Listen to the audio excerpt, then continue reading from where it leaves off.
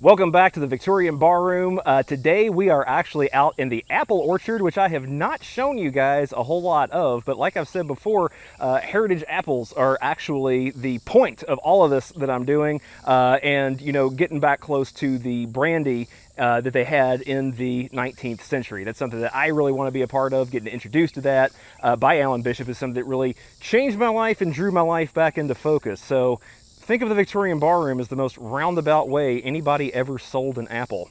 It is opening day here at the orchard. It's just now open to the public. It's not mine, I don't own it. I aspire to own my own orchard one day.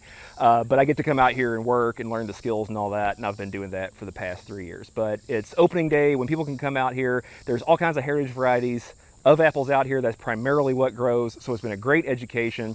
We had some really early apples come in July, and there were some people out picking, and I was telling them about how the cloudy part on the outside of the apple is rich in yeast, and that you can actually harvest that and use it. And one of my friends doubted me when I said that, and so I actually called Alan up and I was like, am I crazy? And he said, no, that's exactly what it is. So we decided to prove it, and we're out here today to do that. So what I've got, oh, and let me point out as well, this is not my process, okay? I learned this from Alan Bishop over at One Piece at a Time Distilling Institute. I'm going to put a link to that below. He also describes this process in his book called One Piece at a Time Distilling Institute. And if you haven't gotten it yet, you absolutely should. It's one of the books that lives beside my chair at home all the time in case I need to reference it, and he outlines this process. Now, we're going to go a little bit off book today, but we're going to be working with the same principles. Generally, the procedure he recommends is to use a thin barley mash, like a thin version if you were making whiskey. What I'm doing, because I'm going to try to keep this yeast is part of the life of the farm as much as possible. On Tuesday night, Amy and me came out and we picked up a bunch of windfalls, some early windfalls, and there was tons of them. And I was able to press 3.5 gallons of cider just off of what we picked between being done with supper and the sun going down, which was great.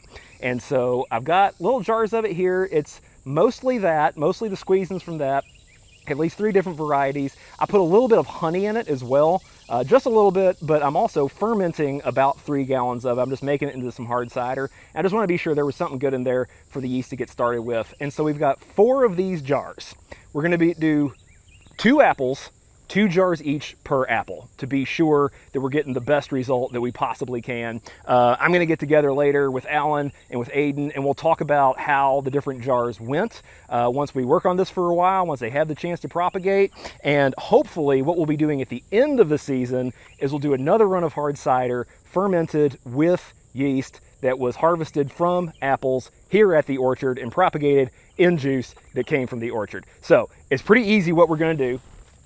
And you'll actually see Alan do this in another context in the upcoming absinthe film that we've got going on.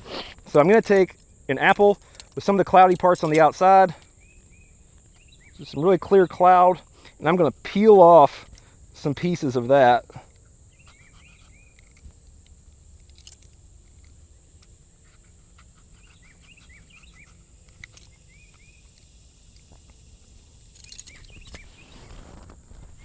We're going to open up our jar. We're going to put those pieces in that juice just combined with that honey. This is the first time I'm doing this, so it's entirely possible I screwed it up, but we'll see. Now I'm going to cap it off like this to get home with it, and then when I get home, I'm supposed to replace that top with just a piece of aluminum foil and then put it in a cool, dark place. It's August in Kentucky, so wish me luck on that. And so now what's left to do is wait.